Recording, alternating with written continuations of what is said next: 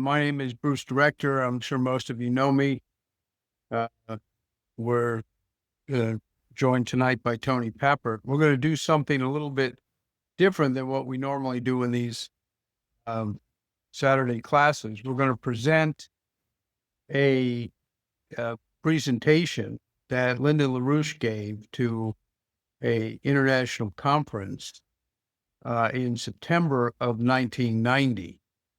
And for those of you, just to set the stage, for those of you who either were too young to remember or who have since forgotten exactly what the world looked like in September of 1990, let me just say briefly that the Berlin Wall had come down.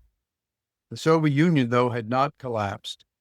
At the same time, there was the Tiananmen Square protests in China, where Chinese students displayed a replica of the Statue of Liberty and sang Beethoven's Ninth Symphony's Ode to Joy. Same thing was done in Berlin at the site of the Berlin Wall. So there was a very dramatic changes going on in the world, where the post-war world, which had been divided into the so-called communist sector and free so-called capitalist sector, the communist sector was crumbling. And LaRouche was imprisoned at the time, having been put into prison by the very same people, including Robert Mueller and, most importantly, the British intelligence controllers who created Russiagate and went after Trump. They had put LaRouche in prison, and from his prison cell, he was able to compose what you're going to hear tonight, which he read into a tape recorder, and the tape recording of it was presented at this international conference. And you will hear the words are very prophetic for the current time that we're in right now. You had a time of great potential for change for the better. But at that time, George H.W. Bush was president. The British were pretty much consolidated. They had firm grip over U.S. policy.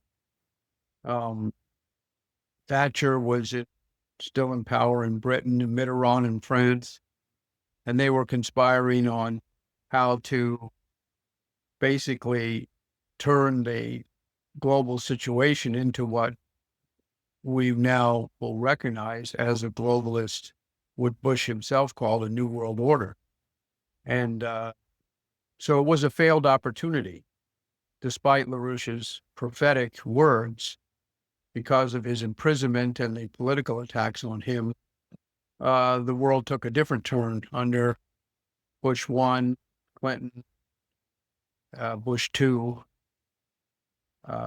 and Obama, until President Trump came in there. And here we are in a very similar situation where the world is now rejecting, under Trump's leadership, the effects of that terrible decisions that were made in this period of 89, 90 to go for globalism. And we're turned back to a much more positive idea of sovereign nation states. And as LaRouche discusses in his presentation, the importance of reviving Western Christian civilization as an organizing principle for the whole world, instead of globalists and globalism, which we've been suffering under for all these years. So we don't have the video, we don't have the audio tape of LaRouche's presentation, so we are not able to play you LaRouche's actual words, but Tony is going to read it. We'll put the text on the screen, and I urge everybody to pay close attention. Think about the comparison between that time and now, and then we'll have an opportunity afterwards to discuss it. And I think as you hear the words of Lyndon LaRouche, you will, on the one hand, be aware that the world would have been much better had we listened to his views back at the time, but also that we are blessed that today we are actually in a position with what's happening in the United States and under President Trump's leadership to be able to actually implement those policies and usher in what really could be a new renaissance for not just the United States, but the world. So we'll have a chance to discuss that more, but please pay close attention to the words of Lyndon LaRouche from September 1990. Thanks so much, Chris.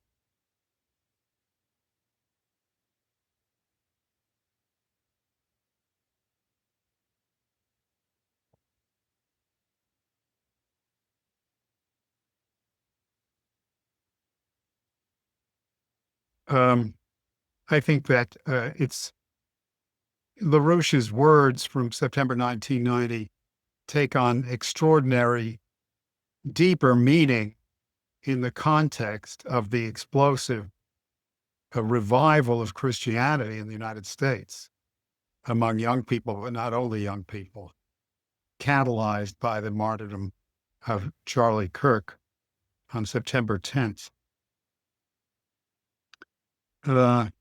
Now, before I begin, I have to make a disclaimer. Since we're presenting the words of Lyndon LaRouche, I have to make a disclaimer that Promethean Action and Promethean Pact are not associated in any way with Helga Zepp LaRouche or the organizations she leads.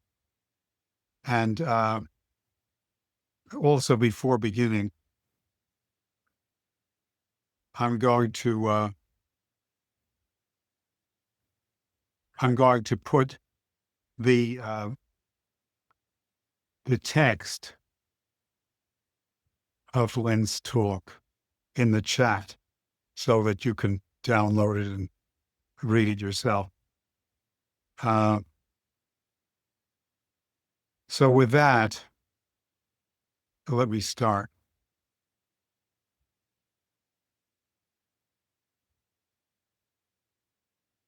On the subject of Christian civilization by Lyndon H. LaRouche Jr., September 1st or 2nd, 1990. The strategic focus of this global crisis. Let us consider first the strategic focus of this present global crisis. We assemble this day under the darkening shadow of a global strategic crisis, a crisis which is reaching toward the remotest corners of our planet and into the most jealously guarded, most private places where deluded persons might seek physical and mental refuge from awareness of unpleasant truths. We are sitting presently in a process leading toward the possibility of a new world war. On the surface, it is the heirs of Britain's evil castlereagh who are orchestrating such a war in the same geopolitical fashion they caused World War I. Events in the Middle East cockpit are being orchestrated by British intelligence and diplomacy to the purpose of pitting France and Moscow against Germany and against Japan, all leading toward a later nuclear conflict between Moscow and the Anglo-Americans. If such a war comes, it will degenerate, as the 1618 through 1648 30 Years' War in Central Europe degenerated. To be specific, it will degenerate into a form of total war, which history usually associates with so-called religious wars. The character of any future world wars of this present time frame, the period ahead, would indeed be derived from the fact that the root of the present global strategic crisis is a presently most visible effort by some to eradicate Christianity from the planet. It is to that deepest axiomatic feature of the crisis that I address my present remarks. Before proceeding to that specific undertaking, it is of more than a little practical importance that I identify a few ground rules for the discussion which I am provoking. We assembled represent an international philosophical association, ecumenical in its composition. Thus, whenever we address matters of religion, as we are obliged to do that here, we allow no proposition to be presented, either as premise or topic of discussion, unless the truthfulness or error of that proposition is to be subjected to those tests of truthfulness, which I associate with the term intelligible representation. For convenience, I reference the definitions of such intelligible representation supplied in the texts in Defense of Common Sense and Project A. These were two works written by LaRouche over the preceding 2 years. That said, we reference the fact that the essence of the present global crisis is typified by the fact that the British royal household's Prince Philip, the Duke of Edinburgh, has taken a leading public position in his words and in his corresponding practice in promoting causes amounting to the attempt to exterminate Christianity from this planet. Strong words are true words. There is no exaggeration in that. The prince's own words are clear. That factual observation situates the following proposition, which we shall consider here. Why must an informed Vedantist, a trait of Hinduism, why must an informed Vedantist, Jew, Buddhist, or Muslim view Prince Philip's expression of pro-bestial hatred of Christianity as representing a threat to the continued existence of the human species? It is implicitly obvious that that form of proposition pertains directly to the concept of successful or durable survival, treated in my text in Defense of Common Sense and also more extensively in Project A. Thus, we are putting this question, although it is a religious question, in a rigorous scientific setting. We are treating it as a scientific question. Thus, what some religion says, whether Christian, Jewish, or others, or seems to say, according to some putative authority, is irrelevant here, except that that proposition is sustained on the same basis of method, which I employ as typified by the outline of method in the two texts referenced. So when we say, as I shall in the conclusion of this report, that a Christian civilization is the highest form of social order yet obtained by man, and thus must be defended by all humanity, as in the vital interests of all humanity, I am stating a scientific proposition with conclusive scientific proof, which does not rely upon the arbitrary assertions of any interpretation of religious text in the fundamentalist or kindred sense. The essential proofs of Christianity, in any case, have always been contended to be, by the leading Christian theologians, truths which were evident even if no text existed to assert them. As Christ says in the Gospel, St. Luke 19, verse 40, the very stones might speak. Indeed, the stones and stars, as we know, do sometimes speak in their own way, as they bespeak perceivable natural law, susceptible of intelligible representation by aid of the creative powers of reason of mankind. The conflict we face can be more broadly described in the following terms. For the past 2,000 years, European civilization has meant essentially, at foundation, the opposition of Athens, as well as the Ionian city-state republics, to the usury practicing culture of Babylon, of Mesopotamia, and has meant the overthrow of the usurers at Athens by the so-called constitutional reforms effected by Solon of Athens. We trace European civilization thus from Solon in those terms of approximation. We trace that civilization through the exemplary work of Socrates and Plato. We thereafter treat Socrates and Plato as they would treat themselves had they been converted posthumously to Christianity, as Augustine and as Cardinal Nicholas of Cusa, for example, exemplify Christianity. We thus treat Christian civilization as an anti-oligarchical, anti-usury culture, extended as Christian civilization implicitly from Solon of Athens, overturning of usury in Athens, through the present time. The chief adversary over most of the 2,000 years to date of Christianity has been pagan Rome, the pagan Rome which we identify sufficiently with such names as the Antichrist, the Emperor Tiberius, the Emperor Nero, the Emperor Diocletian. These are the enemy. In more recent times, the enemy of Christianity within Europe, or the chief enemy, has been an oligarchy, which is characterized by its promotion of the licensing or practice of usury, which is recurrently turned to pagan Rome for models as to law, as to social custom, and as to relations among states.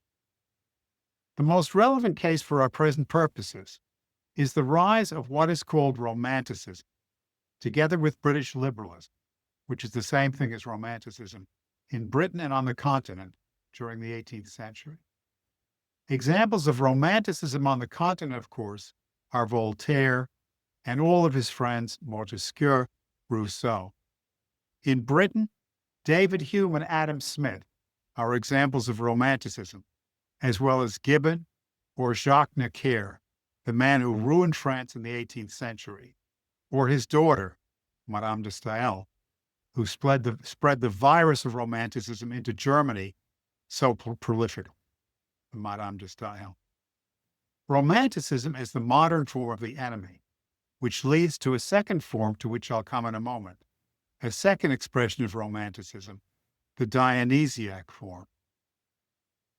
Romanticism proposes essentially to uphold the pagan imperial Rome and the idea of a global one-world empire, a Pax Romana, so to speak, modeled upon pagan imperial Rome as the hero, and Moses and the Christianity associated with Moses as the arch enemy. It is not Judaism as such which is the target of paganism, but rather Mosaic theology, the ancient Judaism of Moses, rather than something which is mixed with Babylonian myths such as Kabbalism, a pseudo-Mosaic concoction cooked up since. Thus, in modern times, especially since the 18th century, since the time of the enemy of Christianity, the first Duke of Marlborough, and his success in enthroning liberalism under the new United Kingdom, it is Romanticism and its successor modernism which have been the enemies of Christianity, the enemies of Christian civilization. Thus, we have the picture. Within Europe itself, and the Americas, of course, by extension, we have two European civilizations. One is the basic civilization, whose achievements all rest upon what we might call the Republican current or Christian current, as identified with Solon, Socrates, and Plato, in the manner I indicated. The second is oligarchical Europe, the oligarchy, the aristocracy, the nobility, who practice usury or who promote it, and who turn to the model of pagan imperial Rome, to the model of Tiberius, of Augustus, of Nero, of Diocletian, and their policies as the antidote to anti-usury republicanism. Now, in this time, we've come to a conflict which flows from that conflict within European civilization. The oligarchy, the pro-usury oligarchy, the pagans, represent the standpoint of the British Empire, for example. The British Empire was explicitly devised as a concept during the 18th century, developed by the Romantics as an empire based on the pagan imperial Roman model. Napoleon Bonaparte, for example, later was an instance of the pagan imperial Roman model introduced as a cult idea into the politics of France. The pagan imperial Roman model was adopted by the Russians as early as Philotheus of Pskov in 1510 AD. But out of this imperial design, typified again in 1815 and thereafter by the Holy Alliance, calling itself Christian, but actually based on a pagan model, pagan imperial Roman model, we have emerging the idea of the management of the balance of power as a way of crushing out of existence the form of statecraft which represents the Christian republican tradition. This led to World War I. The British, working against Gabriel Anatole of France, Sergei Witte of Russia, and others, connived with others to prevent economic cooperation from developing among France, Germany, and Russia, among others, with the view that if these three powers collaborated, and in turn collaborated with Japan and against British interests in China, that the Eurasian continent, so dominated by economic development, would become an unbeatable force from the standpoint of Britain. Thus, Britain connived in its so-called Great Game to pit Russia and France against Germany and to utilize the decay of the Ottoman Empire with the attendant Balkan crisis to create what became World War I. Britain then acted following World War I in the 1930s to recreate that circumstance with British interests as well as the Harriman interests in the United States, working to bring Adolf Hitler to power for that purpose, to launch and create World War II, which, however much they may have regretted later, they caused. So today, 1990, forces in Britain, seeing the rise of a reunified Germany and a shattered Russian Empire's dependency on economic cooperation with Germany for its own survival, fear again that the continent of Europe, dealing with the crisis of the development of Russia and reaching out to nations of the rest of Asia and other parts of the world, would present a powerful economic force, which British imperialism, its new form, or Anglo-American imperialism, could no longer dominate. And thus today again, Britain, through a certain faction in the tradition of the evil Castlereagh, has moved, with the Middle East crisis, to attempt to manipulate Russia through its oil lever against continental Europe, with Britain, and thus to set France and Russia again against Germany, with the ultimate view that this must lead to not a Germany-Russia war, but a nuclear war between Russia and the Anglo-Americans. If this war were to occur, the result would be, as I've otherwise indicated, a degeneration of war as occurred in the 30 Years' War, 1618 through 48. The proud armies of Wallenstein, coming into the field of battle, might prevail in the initial battle, and as the U.S. and other forces might prevail if they attacked Iraq. But in the aftermath of that apparent success, there would be unleashed a form of total war, which we associate, as historians, with the worst and most ferocious and most embittered of religious wars. In that and related forms, the warfare ignited at one fuse, such as, say, Iraq, would spread across the planet, not all at once, but over days, over weeks, over months.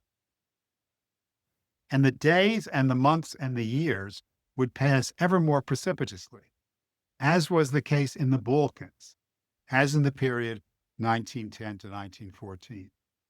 But this time on a global scale, and much more bitter and more profound, until a little spark, and the spreading conflict from that spark, uniting with other sites of conflict and wars, spread around the world, and aligned the whole world in a form of warfare best described as total war, in which all kinds of weapons, ranging from fists and hands clenched at the throat, and rocks bashing skulls, to the most modern weapons, are deployed with man on man, nose to nose, knife to back throughout this planet.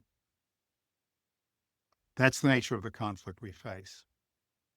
So we have, in organization of the conflict, as I've already indicated, the geopolitical form, with the British and Anglo-American elements attached to the British, attempting to replay the continental Europe balance of power game, as it was played earlier during this century, and indeed since the founding and pre-founding of the Holy Alliance back in 1815. At the same time, these British forces are focused upon a north-south conflict. The attempt to shift, at least temporarily, the conflict from the Cold War conflict of East-West to North-South, in effect, to conduct population and raw materials wars against those regions of the world whose populations have skin colors somewhat darker than those the British most admire, to put the point bluntly enough. And thus the Middle East becomes the cockpit for a world war, not merely because of oil or because of any other reason, but precisely because strategically it is the crossroads between the East-West and North-South points of conflict, and that must be prevented. However, the struggle is not simply a struggle between the Roman pagan imperial idea and Christianity. Toward the latter part of the 19th century and then into the 20th, in a second phase, there was the rise of modernism beyond Romanticism. The reasons generally were very obvious ones. Romanticism, while it eroded and damaged the Republican movement greatly during the period of the 18th century and early 19th, nonetheless was unable to suppress entirely scientific and technological progress, and unable thus to abort the improvement of mind of the general population, an improvement of the mind which caters to political freedom as it caters to the power of intellectual freedom. And thus, those behind the romantic idea had to resort to more desperate means to attempt to uproot Christianity. We had thus the existentialists of the 19th century, in which one would include properly Ruskin of Oxford University and so forth. But more notably, people of the stripe of Friedrich Nietzsche and Aleister Crowley and that crowd. These fellows said explicitly, we must develop a cult, a destructive cult, modeled upon the Phrygian cult of Dionysus, or the Greek cult of Apollo, and counterpose that to Christianity, to use this form of Antichrist to destroy Christianity, to use Dionysus, to use the Vasaman, waterman, the cult of Aquarius, to destroy the era of Pisces, Pisces being the symbol in astrological double talk for Christianity and for Socrates. This is, the people may know from those years, the age of Aquarius will succeed the age of Pisces. We had a similar event occur right after World War I. Bolshevism failed to conquer Western Europe, as it had taken over Russia. This disturbed the Bolsheviks and their sponsors very much. And to that effect, a fellow called Georg Lukács appeared in Germany, around circles associated with Max Weber's tradition, on an occasion which Lukács laid out what became the program of the Frankfurt School, the Frankfurt Institute for Social Research. Lukács said essentially that Bolshevism had failed to conquer Western Europe because Western European civilization had an inoculation, an immunological potential against the virus of Bolshevism. That essentially was Christianity. The Christianity in the tradition of a Socrates and Plato converted posthumously to Christianity. Therefore, Lukács proposed, we must destroy this Christian immunological trait, this Platonic trait of Christianity, as a precondition for effectively infecting Western Europe with the Bolshevik virus. Out of that came the projects of the Frankfurt School, Out of that came the rock, drug, sex, Malthusian counterculture, which has erupted with such increasing force since the inauspicious year, or auspicious year, 1963. Since that time, there has been an outright increasing effort to destroy Christianity per se. In the United States, this erupted to the surface most conspicuously with the work of Supreme Court Justice Hugo Black, in using the mythical argument of Jefferson's supposed moral separation between church and state to create a vacuum, to the effect that while Christianity is outlawed from our public schools, Satanism is invited in under law. And by these attacks upon Christian morality and the attempt to substitute Roman-style pagan ethics for Christian morality, we have at least 2 generations of young Americans, for example, and youth in other countries, who are essentially morally destroyed or disoriented, who have lost the immunological potential to resist such viruses as Bolshevism, fascism, and so forth and so on. Prince Philip was a founder of the World Wildlife Fund, now called the Worldwide Fund for Nature.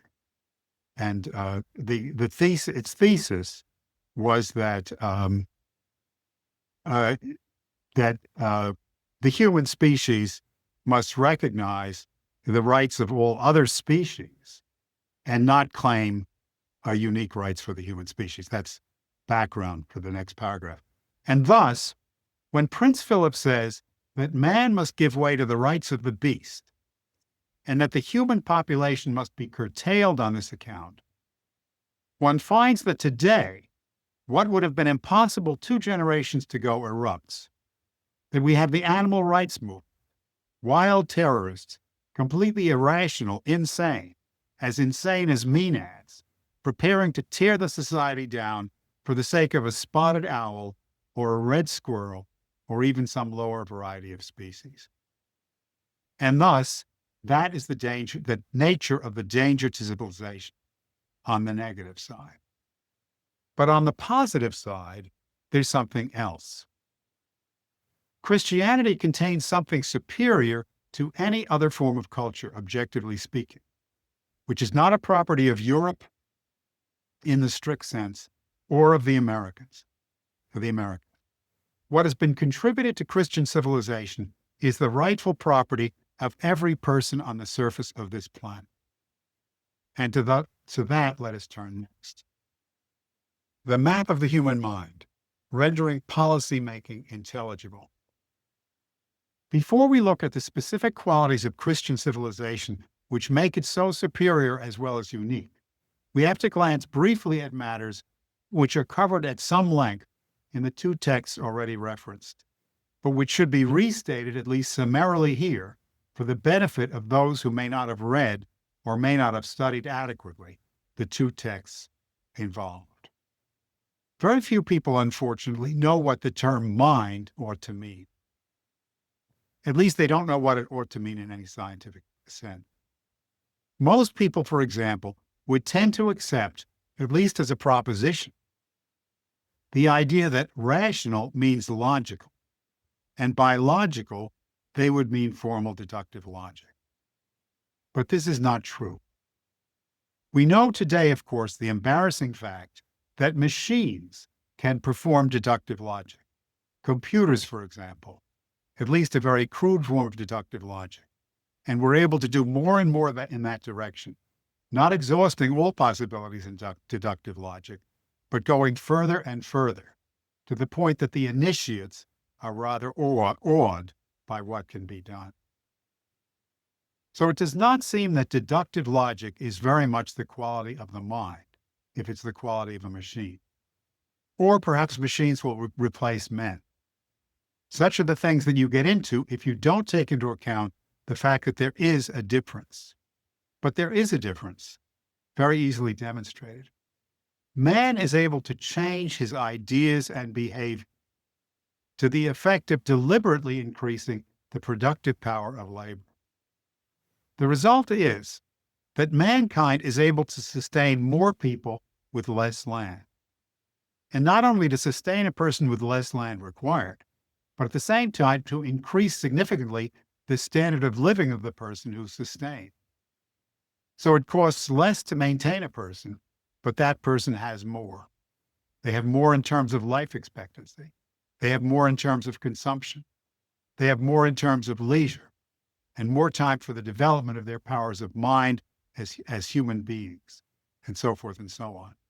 Child labor is abandoned, and children get into labor at a later point in life, and thus have more time to develop and develop more richly. Only the human species can do this. No animal species can do this. No machine can do it. No computer, no matter how articulate the machine may be, can do that. And we find that this quality of mind is associated most obviously with what we call fundamental scientific discoveries. The human mind is able to discover fundamental laws of nature and to correct its understanding of those laws in a very fundamental way. It is this creative power of the mind, or creative reason, as opposed to logic, which is the essence of the human mind. Let's look at that just briefly again to make sure we're absolutely clear. Most people are acquainted with what they think is high school and college physics, for example. And they think of this physics in terms of a kind of mathematics, which is based on arithmetic, in which geometry may enter, but is only as a helping device, only as a means of illustrating the point. The algebra they're familiar with is based on arithmetic, not geometry, and they assume that everything that physics says, from the standpoint of experiment, can be said in terms of algebras derived from arithmetic or from deductive logic. But then, consider the case of any fundamental scientific discovery. By a fundamental scientific discovery, we mean an experiment which overturns implicitly the entirety of an existing mathematical physics, which says you have to go back over the entire physics and change all the so-called underlying assumptions of physics and correct all of the theorems to allow for this sudden discovery of this correction of the error. Now, that process of correcting the error cannot be represented deductively. Let me repeat that, that's so important. That process of correcting the error cannot be represented deductively. And yet, all science is based on nothing but fundamental discovery. All scientific progress, all improvement in the condition of man is based on these kinds of discoveries, which cannot be represented deductively, which nonetheless occur, which are efficient, and which are directed, in the sense that mankind somehow or other knows how to seek a discovery which increases man's power. And if he does it well, a man can actually do what he sets out to do. It does not occur by random evolution, by random selection. It occurs by intent. Every great inventor discovered things because he intended to discover them. He may not have discovered exactly what he intended, but he intended to discover something which would increase man's power over nature. And he ended up doing just that if he was any good at it. He didn't make a lot of inventions and then throw them out as random experiments, such that the successful ones survived and the others didn't. No, it was all done by intent. And this kind of process of discovery by intent cannot be represented by any deductive system. And it is precisely this ability to intend to discover, or to transmit such a discovery, or to assimilate such a discovery for productive or other practice, which distinguishes the human being from an animal, which sets the human species as a whole apart from all animals, and which sets the human species above all animals. So the characteristic of the human species is this quality of mind, which is associated with creative reason. It is not our purpose here to go into this aspect of the matter, but it is necessary to report the fact that we can represent the processes of creative reason in an intelligible way, not a deductive way, but an intelligible way. as fully as rigorous as one might assume an algebra to be. We can map these, we can describe this, we can show this. There are methods in geometry by which we can do that with increasing precision, but we cannot do that in deduction. So the important thing to know is that this power of the mind exists. The second thing about this power of the mind is that it is sovereign. No matter how much social influence and suggestions and collaborations and so forth go into enabling an individual to make a fundamental scientific discovery, in the final analysis, the actual act of discovery, the creation of the idea, is done entirely inside the head of the person who makes the discovery. There is no outside participation in that process itself. There may be outside stimulation, collaboration, input, and so forth. But in the process itself, there is no outside intervention. It is directly done inside the person. Therefore, it is a sovereign process of the individual as a necessary person, as an individual. Now, these are the qualities which we have to deal with. That being the case, it is desirable in society that that quality of the individual, in every individual case, be developed to the maximum degree possible. You don't get discoveries by the average behavior of individuals. You get discoveries by developing the individual as an individual. Now, it's more than just the individual scientist that makes the individual discovery. In order to have a discovery work in society, it cannot be confined to the mind of the original discoverer alone, or to a few scientists. It must be transmitted to teachers and others. So these people must be educated and developed to the point they can assimilate the discovery and go through, in a sense, a process of retracing the discovery as made by the original discoverer through their own mind, their own sovereign powers of creative reasoning, in their own sovereign minds. These people, in turn, must transmit this to others who receive it as people who work with these ideas in machine tool shops or other ways. These persons, too, must go through the process of retracing, at least to some degree of approximation, the kinds of mental processes represented by the scientist's discovery. And thus, to have this kind of progress, we must educate all people in society, more or less. We must develop the sovereign creative powers of reason of each and every child and foster that quality in each and every adult.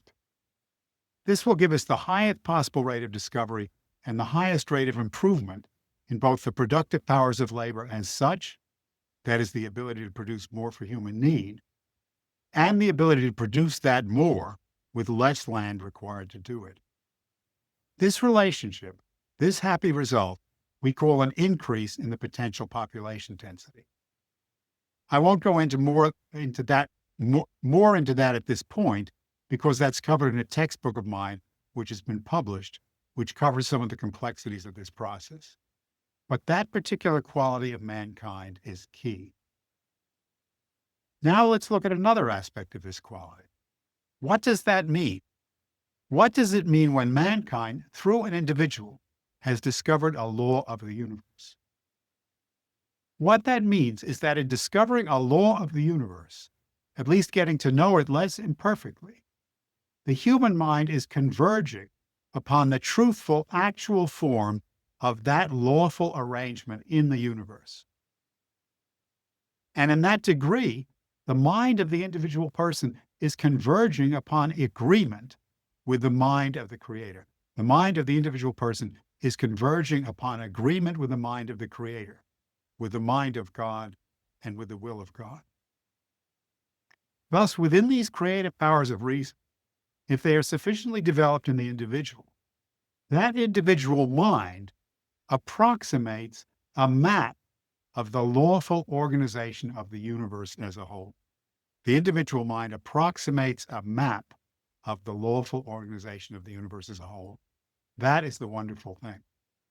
Thus, we, the minimum, the little small thing, the indivisible smallness of the universe, our little intellect, is in that respect in a direct relationship with the total organization of the universe and is implicitly, potentially, a map of the whole universe. So the largest and the smallest are thus unified, sort of projectively, as having one character through the exercise of creative reason. And through that faculty, it is possible for man to know the Creator in that respect and to that degree and with those limitations. It is possible for man to say that everything he or she knows by means of the possibility of intelligible representation, that is, as by construction of any valid idea.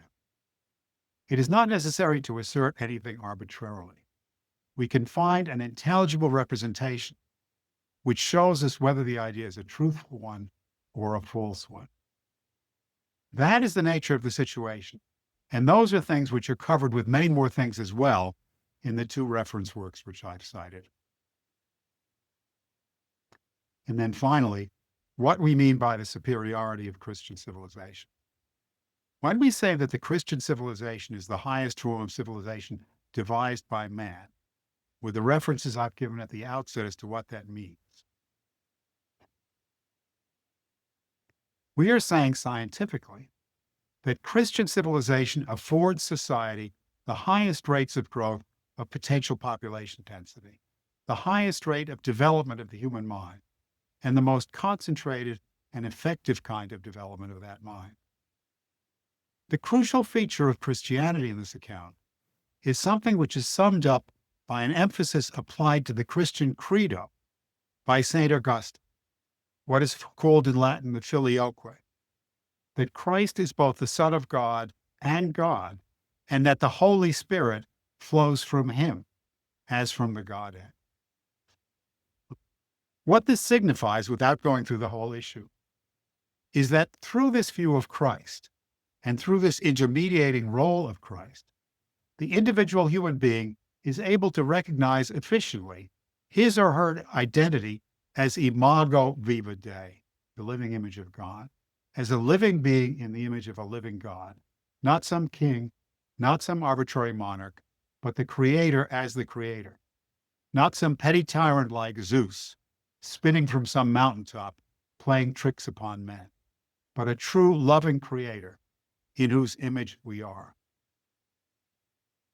In what sense are we in God's image? We are in God's image by virtue of creative reason, and nothing but creative reason. We are in God's image in terms of that potential creative reason, which makes us the minimum in correspondence efficiently so with the maximum, a lawful universe and its ordering as a whole. The minimum in correspondence with the maximum, which is a lawful universe and its ordering as a whole. It is that image of individual man, the Christian image of individual man, as being born with a divine spark, this potential for creative reason, this quality like that of the deity, like God, in the image of God, which makes Christian civilization work. It is the secret of Christian civilization, its power, which is why Christian civilization is based on creative reason rather than arbitrary teaching of revealed arbitrary dogma. Thus, Christianity and science go together. Not the kind of image of science we associate with Newton or Descartes, or the deductionists generally, or with Aristotle. Not that kind of science. More the kind of science we associate with Nicholas of Cusa, if we're familiar with his work, or with Leonardo da Vinci, or Johannes Kepler, Blaise Pascal, or above all, Gottfried Leibniz. That kind of science. That kind of science was created by Christianity. It really didn't exist before Christianity, even though there was a portent of it in some of the Greeks, especially the work of Socrates and Plato, and to some degree Archimedes as well. Of course, the rudiments of science exist in many cultures. We are much indebted as a matter of practice in Europe to contributions of other cultures in this and many other respects. But the idea of a science, a universal knowledge of the lawfulness of the universe, in a manner totally subject to intelligible representation, as I've indicated, that is something peculiar to Christian European civilization. And it is peculiar in its actual development to what was founded as a scientific method during the 15th century, or so-called Golden Renaissance, particularly the influence of Cusa and others drawn around Cusa in this period. This is the essence of the practical power of Christian civilization, its ability to foster productivity, because mankind in Christian civilization is not a traditionalist in terms of economy. Mankind does not accept being like the brute beast, working in the field as his father and his father's father before him. Under Christian civilization, man must use that quality which places him in the image of the living God, or the living image of the living God. He must use his reason. His work must flow from reason, not from ox-like repetitive toil, not the work of a beast. He must innovate constantly, and must innovate in a way which corresponds to reason, to lessening the imperfections of his work, to increasing the power of his work, and the power in terms of benefits for mankind, power in terms of benefits as measured in the development of the minds of his children, and so forth. That drive for progress so defined as being necessary to the interior of the work of the individual, as rejecting so-called traditionalist forms of labor in favor of technological and scientific progress, has a twofold impact on civilization. First of all, it creates the necessary preconditions for the development to the full extent of the moral potentialities of the character of the individual. And secondly, it provides the means for solving all of the problems we associate with material want and misery, insofar as these afflict society and lead to great evils. We in European civilization have thus acquired a great treasure, which, since it is a gift of the Creator, belongs not to us, but is entrusted to us, to our care, as the common property of all mankind. And whether mankind in general is willing to come forth to embrace Christianity on this account or not, makes a difference, but not a difference in this respect. That we hold in trust. We hold that in trust for all mankind. And whoever knocks at our door, so to speak, and seeks that, must receive it, because it is not ours to withhold. It is only ours in trust to bequeath. That is our power. And that is precisely why, from an ecumenical standpoint, my proposition is a true one, that the Vedantist, the Jew, the Buddhist, and the Muslim must join with us in defense of Christian civilization against that bestialist satanic movement, the attempt to destroy Christianity and Christian civilization, with which, unfortunately, the British royal household's Prince Philip has lately associated himself. So I'm going to hand it back to Bruce. I'm again putting the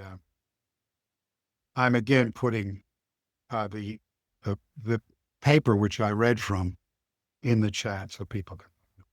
So Okay, take it thank away, you. Bruce. Thank you so much, Tony. It was a great reading. And we should just open it up for discussion.